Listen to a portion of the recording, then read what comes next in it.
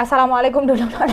Waalaikumsalam. Iya, gimana kabarnya Nona? Alhamdulillah baik. Alhamdulillah baik. Semoga selalu baik.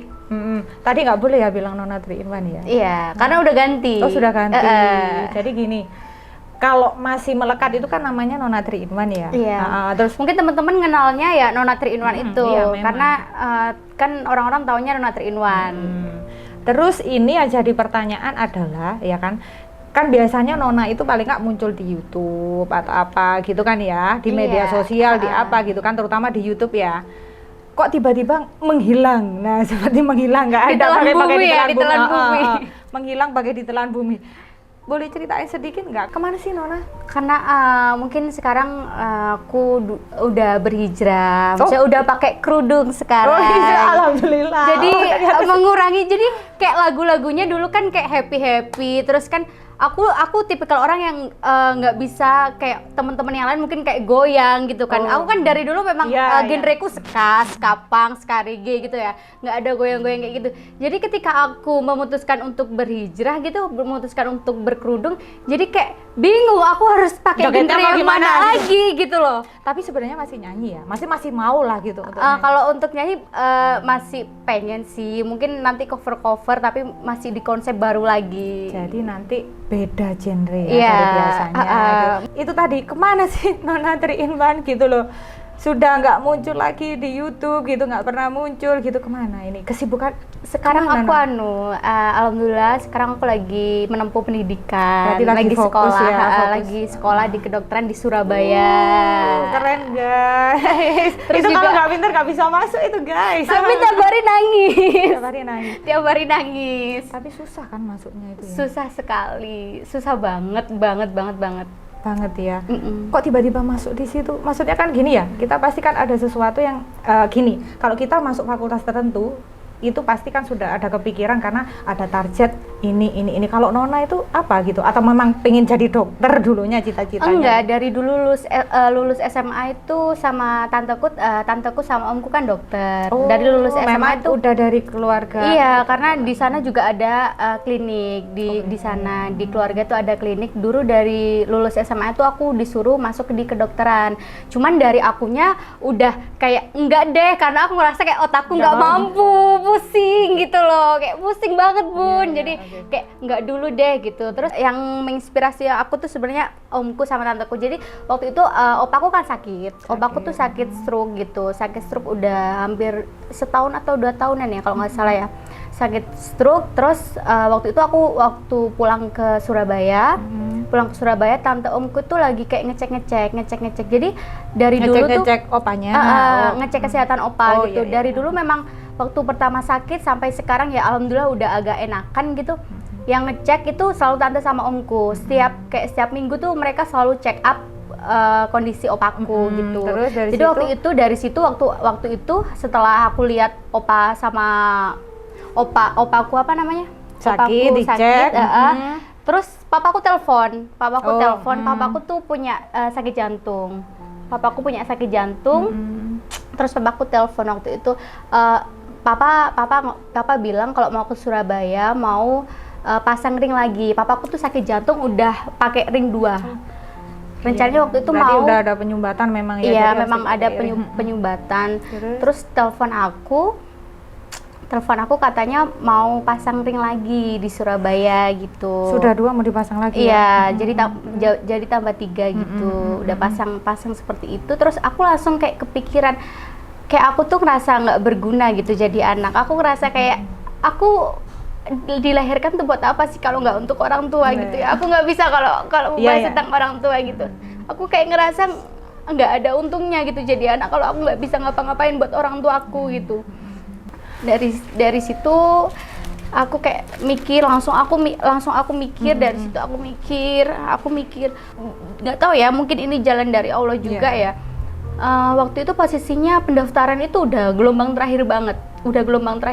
Posisinya waktu itu aku juga lagi tertimpa sedikit masalah juga. Jadi ketika aku daftar di kedokteran itu aku ngerasa kayak di titik terendah hidup aku banget gitu. Jadi itu gini ya, dari papa, karena papa sakit terus kebetulan juga ada pembukaan untuk masuk di fakultas kedokteran gitu. Iya, Jadi langsung gitu, pun, langsung. Iya, itu pun sesi terakhir. Jadi langsung gitu ya, coba gitu. Langsung, iya.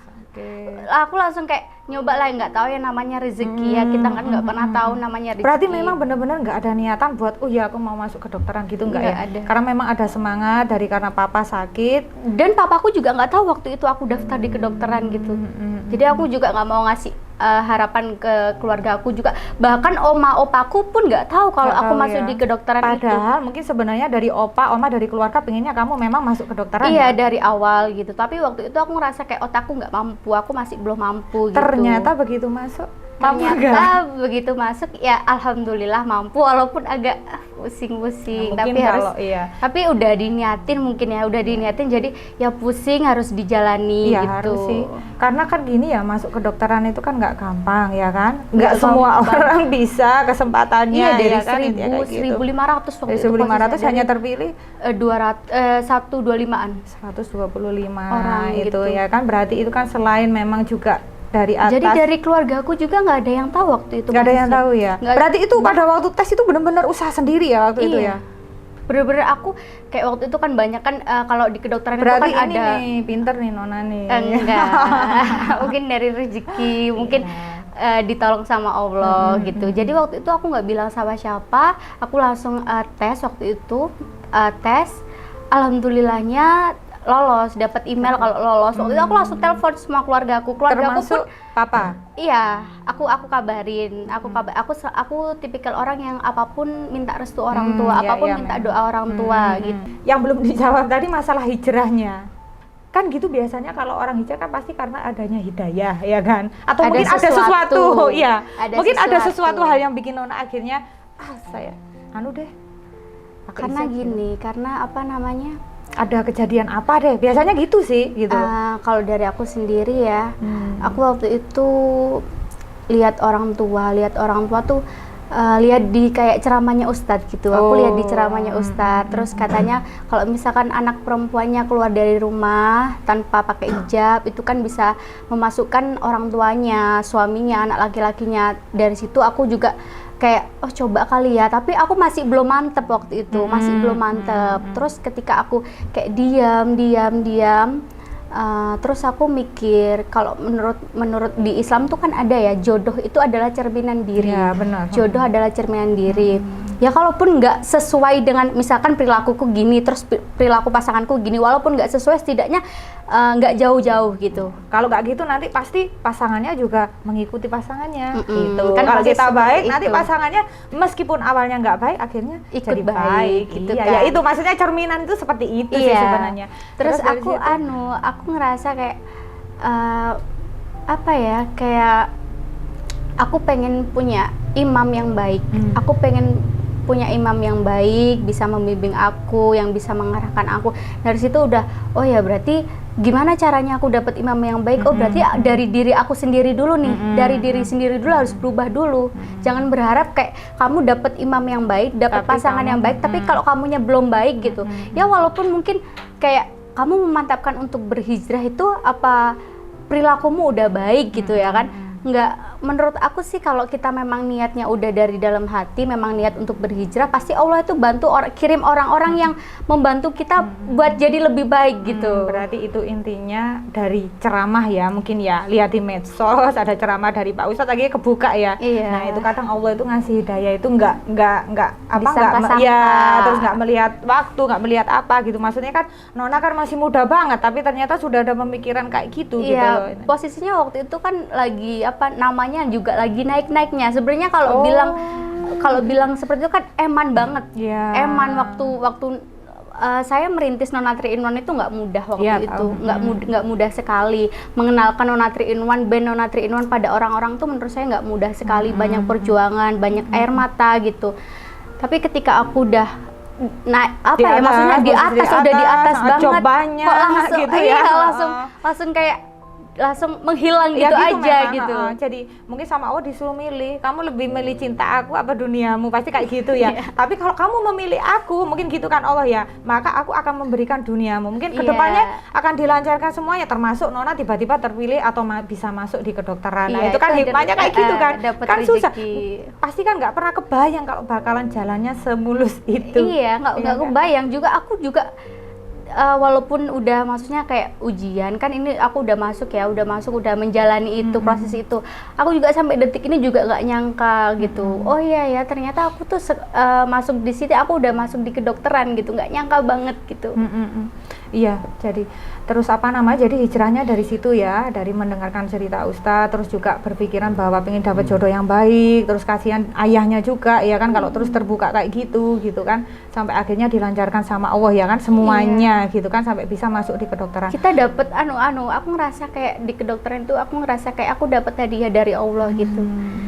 Bahkan orang waktu itu lagi banjir-banjirnya, banyak-banyaknya job gitu kan, lagi naik-naiknya, banyak yang mau kontrak tapi gitu. malah milih gitu ya. Iya. Malah waktu itu aku udah mikir panjang sih untuk memutuskan berhijrah itu berhijrah itu aku udah mikir panjang. Waktu itu aku selesai semua kontrak di YouTube gitu, selesai semua kontrak di YouTube. Gitu ya. Ya setelah aku ngerasa oh ya aku udah nggak ada tanggungan lagi, kan nggak enak ya, maksudnya kita udah tanda tangan kontrak seperti itu kan nggak enak kalau membatalkan sepihak gitu. Jadi aku kayak selesaikan semuanya pekerjaan, setelah itu udah stop gitu. Ketika Nona memutuskan semua itu gitu kan, kita tahu ya perjuangan Nona itu dari mulai Nona kecil ya kan. Karena itu kan hobinya Nona. Sebenarnya bukan mencari materi atau apa, memang hobinya kayak gitu. Terus tiba-tiba kan, dulu penulis sebenarnya. Oh, bisa nulis. Nulis lagu. Bisa nulis lagu. Terus akhirnya menyanyikan lagu sendiri. Iya, karena waktu itu kan aku nulis lagu, terus aku kasih ke orang, terus orang tuh bilang kayak kenapa nggak kamu nyanyiin sendiri? Terus aku juga iseng-iseng kan, kayak bukan cari materi sebenarnya, kayak iseng aja, oh ya hobi, seneng gitu loh. Mungkin nanti bisa sambil kedokteran, kalau ada waktu senggang bisa bikin lirik lagu, kan lagu udah pusing sekarang, udah nggak mampu otaknya. Materinya udah banyak soalnya ya. Nah terus kembali lagi ke hijrah, kembali lagi ke keluarga gitu kan. Ketika memutuskan untuk berhijrah, sudah nggak lagi berkarir, ada nggak yang protes kira-kira dari pihak keluarga gitu mungkin? Karena kan karirnya Nona sudah di atas gitu posisinya waktu itu. Ya ada, maksudnya nggak ya namanya keluarga yang udah tahu perjuangannya, gimana susahnya untuk mengenalkan Nona Triinuan pada orang-orang itu kan. Ya bilang kan sayang, maksudnya masih muda gitu loh, masih muda banget, kenapa nggak mencoba ya udah berkarir aja dulu. Toh lagian Nona juga kalaupun manggung, kalaupun bikin video klip kan nggak pernah namanya sampai pakai segini-gini pakaian yang mini-mini banget kan. Karena memang basicnya Nona itu kan tomboy anaknya gitu loh, jadi nggak bisa kalau disuruh pakai rok, disuruh pakai apa kan dia nggak bisa gitu. Ada ya sebenarnya ya yang ada, cuman ya aku aku udah memantapkan gitu, toh juga aku ngerasa jalanku ini juga nggak salah gitu. Jadi ada keluarga seperti itu. Kalau selama ini di perjuangannya Nona dari mulai berkarir ini sampai masuk kedokteran, dari semuanya pasti kan ada sosok juga dari keluarga yang paling yang mendukung perjuangannya Nona, pokoknya paling siapa? Nona.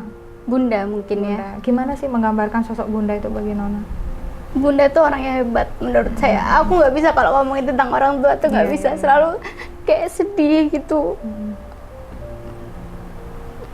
Jadi Bunda ya yang paling ini. Iya. Bunda tuh nggak pernah nggak pernah ngelarang anaknya selagi anaknya positif gitu. Apapun tuh selalu didukung, disupport gitu. Disupport ya. Jadi memang yang menemani Nona dari nol, terus karirnya Nona itu semuanya Bunda. Ya mungkin aku nggak bisa sampai di titik ini ya kalau nggak ada doa dan restu orang tua gitu. Ya memang itu restu orang tua yang paling penting. Aku tipikal anak yang walaupun mungkin ya ini sekedar cerita ya, maksudnya secinta-cintanya aku misalkan sama laki-laki gitu, kalau memang orang tuaku udah nggak merestui ya aku tidak akan melanjutkan gitu, karena aku selalu percaya ridhonya Allah itu terletak pada ridhonya orang tua gitu. Iya benar. Aku nggak akan melangkah aku juga nggak akan masuk di sini kalau nggak ada restu dan doa dari orang tua gitu. Jadi semuanya itu termasuk di kedokteran ini Bunda juga mendukung penuh ya Nona ya. Alhamdulillah ya, untuk sudah ya. Tapi masih ada kemungkinan buat balik lagi ke YouTube nggak? Masih dengan gender atau musik yang mungkin lain? nanti dibicarain lagi. Nanti. Masih nggak tahu, soalnya masih bingung. Sebenarnya sayang juga kan punya channel YouTube juga, terus kan sayang juga karirnya juga lumayan gitu. Cuman sudah sibuk dengan kedokteran yang sedemikian hingga tugasnya dan sebagainya. Iya, terus juga bingung juga mau diisi apa YouTube-nya gitu loh. Kembali lagi ke orang tua, galak nggak Bunda itu kalau menurut Nona gitu? Maksudnya kan mungkin bisa jadi inspirasi gitu selain mendukung anaknya gitu, mungkin ada sisi tegasnya atau apa gitu Bunda? Kalau tegas sih iya ya, maksudnya Bunda tuh tipikal orang yang keras menurut saya, tapi kerasnya itu keras yang apa ya namanya, pasti yang terbaik buat anaknya gitu. Kalau misalkan ini nih yang baik buat kamu nih, ini nih gitu. Pernah nggak ada cerita yang benar-benar bikin Bunda marah gitu misalnya? Mungkin dari waktu kecil gitu sampai besar mungkin ada gitu cerita yang Bunda benar-benar marah gitu sama Nona gitu, atau nggak ada memang? Nggak ada, aku jarang berantem karena memang aku sama orang tua aku, terutama sama bunda aku tuh emang sedekat itu gitu. Sedekat itu sampai apapun hal yang bunda tuh menurut aku udah kayak sahabat, temen, kakak. Jadi aku nggak ada, biasanya kan anak sama orang tua tuh ada sekat ya, ada sekat kayak misalkan nggak enak lah, aku nggak mau cerita sama orang tua aku seperti ini. Kalau aku sama orang tua aku enggak, dari dulu ya, apapun tuh cerita, bahkan hal-hal yang menurutku sangat nggak penting tuh kita ceritain gitu, aku ceritain gitu, ya. Aku selalu komunikasi gitu. Ada nggak keinginan Nona untuk Bunda gitu, masih pencapaian yang ingin diberikan atau apa gitu, cita-cita buat Bunda gitu? Keinginannya Nona, kalau tadi kan itu kalau dari aku sih, aku pengen jadi orang yang sukses gitu. Aku pengen bisa membantu orang tuaku nantinya. Aku pengen jadi kakak yang baik buat adik-adikku. By the way, adik-adikku cewek semua, dua-duanya. Jadi aku anak pertama. Jadi aku kayak ngerasa kamu tuh harus bisa ngayomi adik-adikmu. Bunda tuh selalu bilang hidup ini keras loh, hidup ini keras. Kamu anak pertama, hidup ini keras. Kalau kamu jangan bergantung sama orang tua. Selalu menerapkan kamu harus mandiri, kamu harus bisa berdiri. Sampai kapan sih orang tua itu hidup gitu? Orang tua aku tuh selalu kayak umurku tuh gak panjang loh, kamu harus kerja keras, kamu harus bisa berdiri di kakimu sendiri gitu. Jadi tujuannya Nona sekarang ya untuk salah satunya untuk orang tua, untuk Bunda gitu ya. Ya mungkin orang tua aku pengen lihat aku jadi orang yang sukses, mungkin nantinya jadi dokter. Ya, berarti ini harus dikuat-kuatin ya. Pusingnya harus dikuat-kuatin ya, yang di kedokteran ini. Masih panjang sekali. Belum skripsi, praktek dan sebagainya. Belum koasnya. Nah, gitu kan. Koasnya berapa lama sekali sih kedokteran itu? Kalau koas 2 tahun, ntar ada intersi. Kalau ujian-ujian gitu tiap bulan ada ya? Pasti ada. Apalagi sistem di kuliahku kan sekarang blok, jadi nggak SKS gitu. Kalau blok itu kayak lebih, misalkan materi dalam 1 bulan tuh dijadikan seminggu gitu. Atau makanya mungkin karena ini juga pandemi ini. Karena pandemi enggak. Memang sistem baru kayak gitu ya. Sistem kedokteran memang gitu. Jadi kayak aku tuh mungkin sekarang mataku lebih ke mata panda gitu, lebih karena kurus gitu. Kayak orang makanya kenapa kok sekarang kurus banget gitu. Kan dulu kan gemoy, montok gitu kan, kayak banyak lemaknya gitu. Kalau sekarang tuh kayak lebih kurus gitu. Apa-apa. Ini kan bersusah-susah dulu ya kan. Nanti kan bisa petik hasilnya. Itu tadi Bunda. Kalau ayah deket nggak Nona sama ayah? Lebih deket ke Bunda. Oh, lebih deket sama Bunda ya. Kalau sama ayah enggak ya? Enggak terlalu deket ya? Deket, cuman lebih deket ke Bunda. Kayak kalau sama Bunda tuh kita bebas cerita apapun. Oh gitu. Kalau ke ayah gitu enggak ini ya, nggak berani cerita-cerita, nggak pernah. Biasanya kalau anak perempuan itu kan sama ayahnya. Ya kan cinta pertamanya ayahnya, lebih deket sama ayahnya. Kalau ini lebih deket sama Bunda ya. Nah, ini coba mengulang ke belakang. Selama berkarir di dunia musik lah, entertain ya, ada nggak suka dukanya Non gitu? Misalnya pernah cerita kena lempar apa kayak ada yang dilempar? Enggak, kalau dulu awal-awal berkarir itu ya, aku tuh kan dulu bukan penyanyi, aku penulis. Ya itu tadi ya, penulis lagu. Aku penulis lagu. Kalau pada waktu ini ada band kan, band, aku kasihkan laguku ke band gitu. Waktu itu pernah ada di satu momen aku tuh pengen mencoba untuk ikut terjun juga Oh, gitu, gitu. mencoba. Tapi mereka nggak kasih aku apa ya namanya istilahnya, nggak kasih aku kesempatan space gitu. maksudnya Iya, gitu, tempat nggak dikasih tempat sama karena sekali, mungkin langsung gitu di-cut mungkin gitu. apa namanya band-bandan nggak terlalu mungkin lebih ke ini musik dangdut atau Enggak, gitu. waktu itu kan kalau skapang reggae itu kan nggak kayak dangdut ya, maksudnya kita ada komunitasnya iya, sendiri. ada komunitasnya sendiri gitu, ada komunitasnya sendiri. Waktu itu aku pengen mencoba gitu, maksudnya ya mencoba aja gitu, tapi mereka nggak kasih aku space gitu. Oke, biarin. Jadi mungkin cerita ini ya, orang tua aku tuh saking orang tua aku mensupport aku, saking orang tua mensupport anaknya tuh, orang tua aku tuh bikin event sendiri pada saat itu, bikin event sendiri. Aku kan jadi event sendiri ya, aku bisalah, maksudnya aku bebas lah gitu kan waktu itu. Terus dari situ, dari event orang tua aku, ada orang yang mengenal aku, terus diajaklah mereka kenal aku gitu kan. Terus pernah di satu event gitu, nggak dikasih apa-apa, cuma dikasih minuman aja waktu itu. Cuma dikasih minum. Mungkin semua musisi gitu ya, nggak hanya aku awalnya aja gitu, awalnya ya. Semua gitu ada pasti ada yang nggak dibayar, ada yang 20.000, 50.000. Iya, waktu itu cuma dikasih minum aja gitu. Pernah juga di satu momen gitu ya, diundang orang waktu itu di mana ya, di Jember kalau nggak salah. Cuman ya alhamdulillah ya, nggak pernah namanya aku tuh tidur di bawah gitu ya. Waktu itu langsung dikasih kayak ya namanya tidur di bawah gitu. Nggak disewain hotel gitu. Enggak dibookingin hotel. Enggak. Yang aku waktu itu nggak komplain sih ya, maksudnya jadi menghargai. tapi tidur juga. Iya, tidur juga. Jadi terpaksa tidur kan nggak enak gitu kan. Nanti dikiranya karena aku di komunitas itu masih baru itu ya. Enggak, sudah punya nama. Udah punya nama waktu itu. Cuman memang budgetnya nipis banget waktu itu, nipis banget. Jadi mereka teleponnya, "Oke, kita siapin losmen" gitu. Oke, losmen. Jadi aku berangkat lah, datang sama bandku, teman bandku. Ternyata cuma kayak ruang bangunannya itu juga udah lama banget gitu. Kayak serem banget gitu. Terus cuma dikasih kayak alas doang gitu. Jadi ya nggak ada tempat tidurnya. Nggak ada sama sekali. Cuma dikasih kayak alas, bener-bener alas gitu. Aku langsung kayak, oh ya, oke, mungkin nggak gini apa-apa. Mikirnya karena anak Regian itu biasanya kan rock and Bisa roll tidur, gitu ya. bisa tidur dimanapun dan kapanpun gitu kan. Gitu, Toh juga di Regian kan apa ya, di Regian itu kan jarang penyanyi cewek itu jarang banget. Oh, jarang. Karena kan memang kalau reggae itu kan beda sama metal. Kalau metal kan anaknya kan lumayan pakai sepatu gitu kan, pakai sepatu, bajunya nyetir. Kalau reggae kan enggak. Slogannya apa? Salam mesin kanan. Masih ingat sama slogannya ya? Ya itu kan punya fan ya. Terus punya fan juga. Alhamdulillah, bukan fans itu keluarga. salam mesin kanan itu sebenarnya apa sih? Kan nggak paham ya yang bukan anak Regian. Kalau Itu mesin, slogannya memang.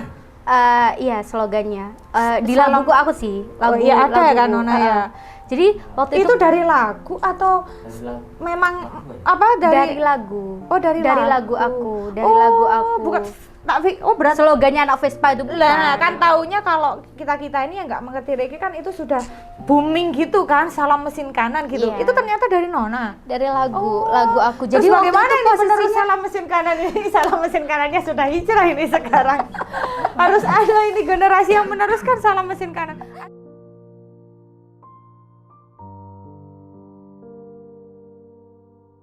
Jadi siap-siap bendera mesin kanan karam.